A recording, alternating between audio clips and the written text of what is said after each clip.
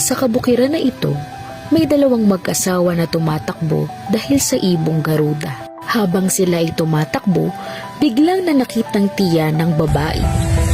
Sandali! Hihilab lang aking tiya. Hinirog, doon muna tayo sa isang tabi.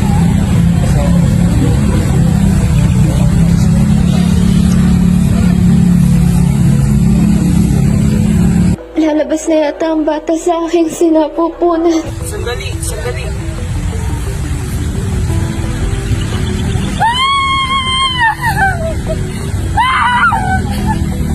Ito ang ating anak.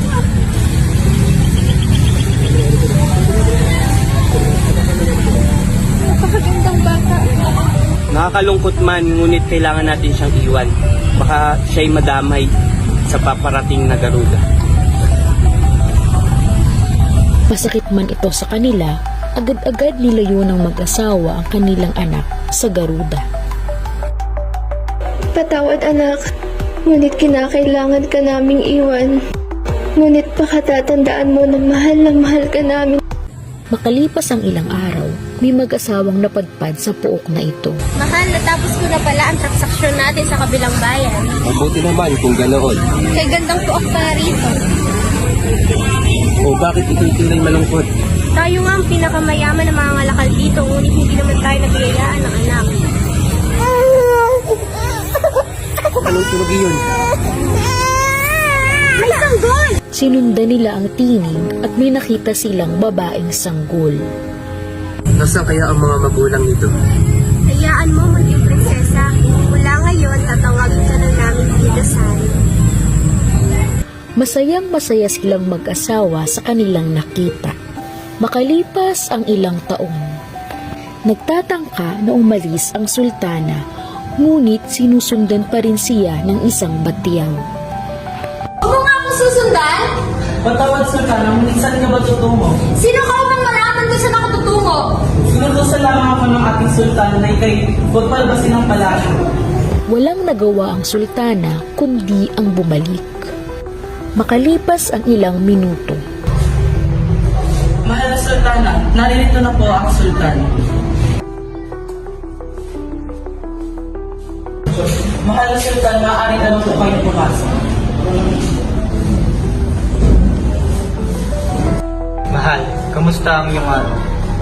Saan ka nang galing? May iniibig ka na bang iba? Mahal, huwag kang mag-isip ng ganyan.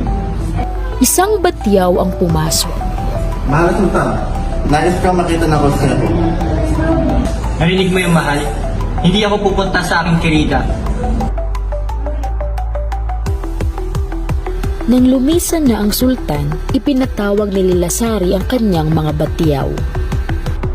Mga batiyaw, pumunta kayo sa iba't ibang lugar at humarap ng magagandang babae. Bilisan niyo at dalhin niyo sa akin. Pagsusunod ng mga anak sultana. Si Bidasari ay masayang pinagmamasdan ang mga halaman sa hardin. Ngunit siya ay nakita ng mga batiyaw. Ay, dilag sa hardin! Ang ganda niya! Bilisan na natin at baka magalit pa ang mahal na sultana.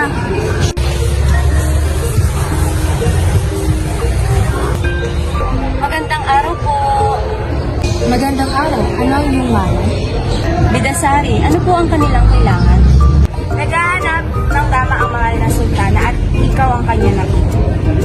Sandali lamang po, tatawagin ko po ang aking ina. Agad-agad tinawag ni Bidasari ang kanyang ina. Isa ako sa napili ni mahal na sultana bilang isang dama. Pinapayagan kita, ngunit alagaan niyo na mabuti ang aking anak. Masusunod. Ang mga batiyaw at si Bidasari ay naglakbay na pabalik sa palasyo ni Lilasari. Mahal na sultana, mayroon po kaming nakita magandang dilag na nagngangalang Bidasari. Mas maganda pa sa akin? Kung gayon, ilagay niyo siya sa dapat niyang kalagyan. Walang kaalam-alam si Bidasari na ang kanyang buhay ay nasa Magandang panganib. araw, mahal na sultana. Ako'y nagagalak dahil isa ako sa napili niyo bilang isang dama. Sa tingin mo ba ikaw ay gagawin kong isang dama? Dakpin siya! Si Bidasari ay nanlaban nang siya ay dakpil ng mga batiyaw, kaya siya ay nasaktan. Mahal na sultana, ano ba ang gusto mong gawin? Simple lamang ang mawala ka sa buhay naming mag-asawa. Kung gayon lang din naman ang iyong gusto, pwede mo kuhanin ng ginito ang isda sa hardin ng aking ama. Kapag ito'y nasa tubig, ako'y mabubuhay muli. Ngunit pag ito'y nilisan mo sa tubig, ako'y mamamatay. Narinig mo yan, Batyaw? Kuhanin mo ang ginito ang isda sa hardin ng kanyang ama. Ngayon din! Masusunod po ang mga niya, Sultana.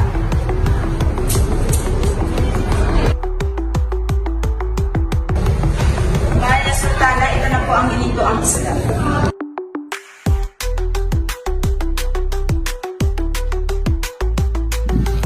Sa umaga ay isinusuot ng sultana ang ginintoang isda sa kaniya. Sa gabi naman, ito ay ibinabalik niya sa tubig. Kaya naman si Bidasari ay nanatiling walang malay.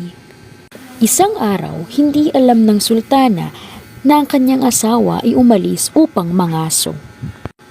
Nakakita ang sultan ng isang magandang palasyo. Pumasok siya dito dahil dito niya na lamang naisipang magpahinga. Sa kanyang pagpasok, nakita niya ang walang malay na si Bidasari. Binibini, gumising ka. At dahil hindi magising si Bidasari, inakala niyang mahimbing lamang ang tulog nito. Dito na lamang ako siguro magpapahinga.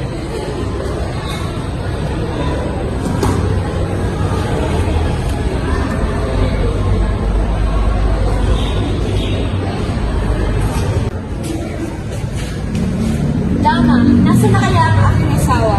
Pasensya na, Sultana, ngunit hindi pa nakakabalik ang sultan. Hanapin mo siya. Masusunod po, Sultana.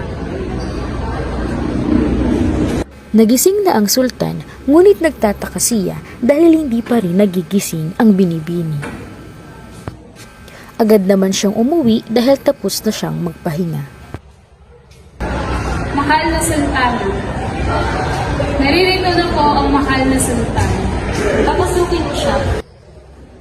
Bakit ngayon ka lamang? Huwag mo na ngayon, pagkat ako'y pagod. May mahal ka na bang iba? Ipinagpapalit mo na ba ako? Pasensya na mahal, ikaw at ikaw lamang. Pagsapit ng dapit hapon, bumalik ang sultan sa abandonadong palasyo. Bakit tulog pa ang dilag? Siguro malapit na siya magising. Lumipas ang ilang minutong paghihintay. Sultan? Ako nga ito. Pasensya na ako ikaw yung natakot ko. Ano po ang ginagawa niyo dito? Hinan kita ng butas. Salamat, Sultan. Ikaw ba ay naiinip habang ako'y inaantay habang matutulog? Hindi naman. Biganda mo ang pagbastal habang natutulog. Salamat, Sultan. Ngunit sandali lamang, ikukuha kita ng mainim mo. Ano itong aking nadarama? Tila ako'y nauulag na sa kanya. Bakit tila biglang bumilis ang tibok ng aking puso? Hindi kaya mahal ko na siya?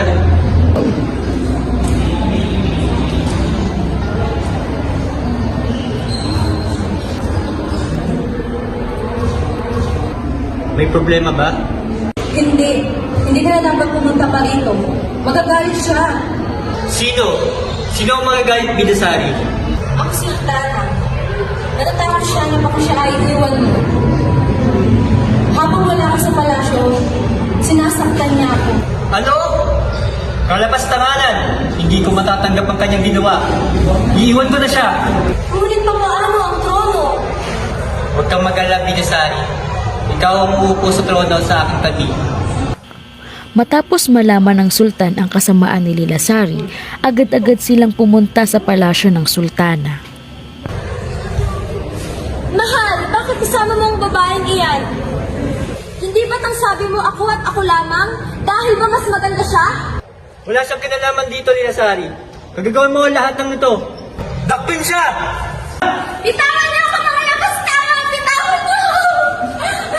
Matapos dakpin si Lilasari, naging mapayapa na ang buhay ni Bidasari at ng sultan.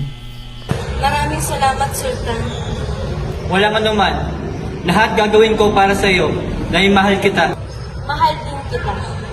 Nang nalaman nila na mahal nila ang isa't isa, agad silang nagpakasal at namuhay ng mapayapa.